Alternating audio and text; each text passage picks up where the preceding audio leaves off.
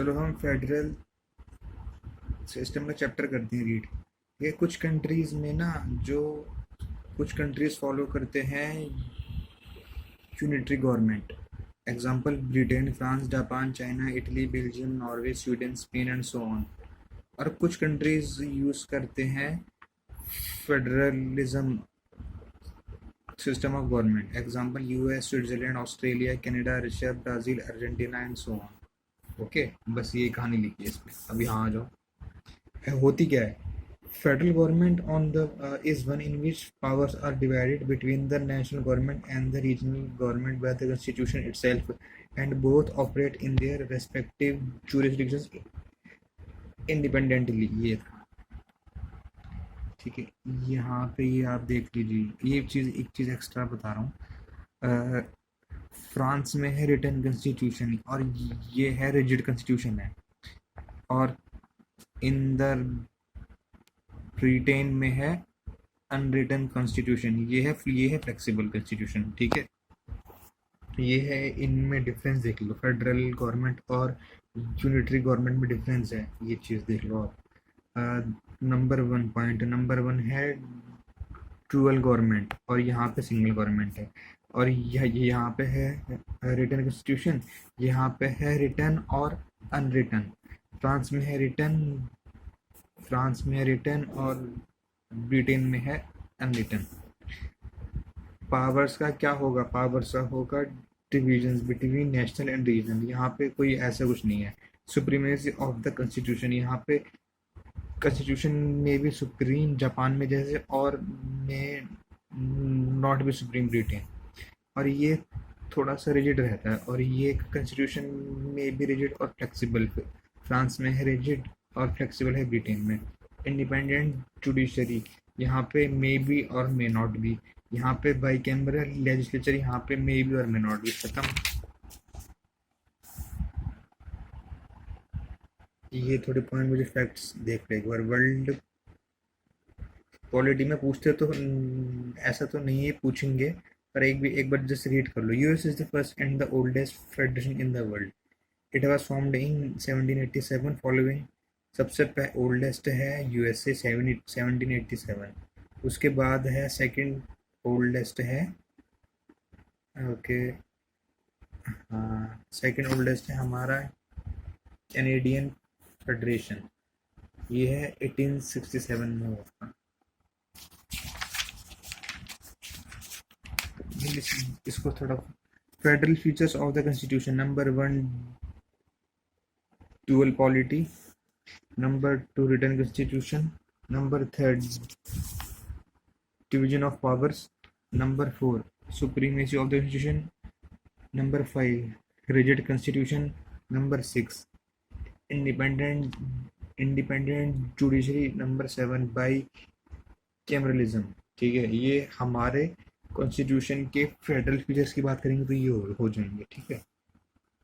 बाकी सब तो वही है। हाँ, 100 सब्जेक्ट हैं हमारी यूनियन लिस्ट में हैं, और और और स्टेट लिस्ट में है 61, और कंकरेंट में है 52,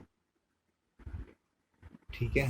और हाँ, अब हमारा आ जाओ unitary features of the constitution. Strong centre, centre has overriding authority over concurrent list, ठीक है। और ना residuary powers have also been left with the center, while in the US they are vested in the states।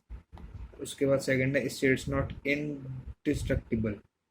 Indian federalism, which is important, is an indestructible union of the destructible states। The American Federation, on the other hand, is the indestructible union of indestructible states। Single constitution है, ठीक है। Fourth में flexibility of the constitution,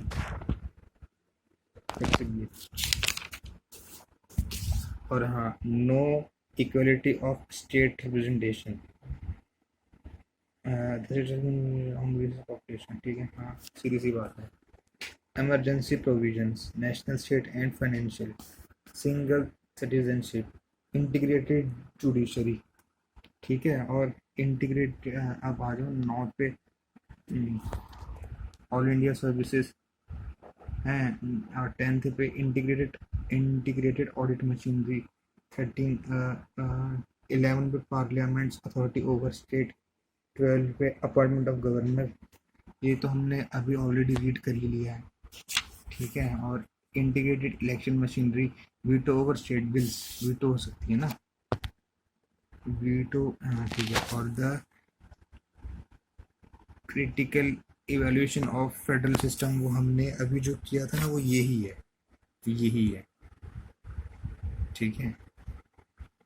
इसको मैं एक बार, हाँ, K C Wheare quasi federalism, Paul Appleby extremely federalism, Morris Jones bargaining federalism, Granville Austin cooperative federalism, यही तो है। चलो इसको एक बार लिख देते हैं, इसको मैं लिख रहा हूँ यहाँ पे, critical evaluation, critical evaluation, evaluation of federalism, ठीक है, खत्म हो गया ये। और कोऑपरेटिविज्म बस यही है, खत्म ही चैप्टर, इतना कुछ था। ये चीज़ इम्पोर्टेंट, एक और चीज़, हाँ, the S R Bommai versus Union of India 1994 ने बोला था federalism is the basic doctrine of constitution. बस ये चीज़ बार बार इन्होंने फिर से लिख दिया, federalism is the basic feature, खत्म। इसी को बार बार मैं क्या बताऊँ फालतू में, ज़्यादा लंबा हो जाएगा। Within the spirit emergency and sudden eventualities, centre is, हाँ, द फैक्ट दैट, यहाँ से पढ़ रहा हूँ, यहाँ से, ये the fact that during the fact that during emergency and in certain other eventualities their powers are overridden or invaded by the center is not destructive of the essential federal feature of the constitution. Thank you, बस यही था। तो यही था हमारा आज का topic, the federalism. So bye, take care.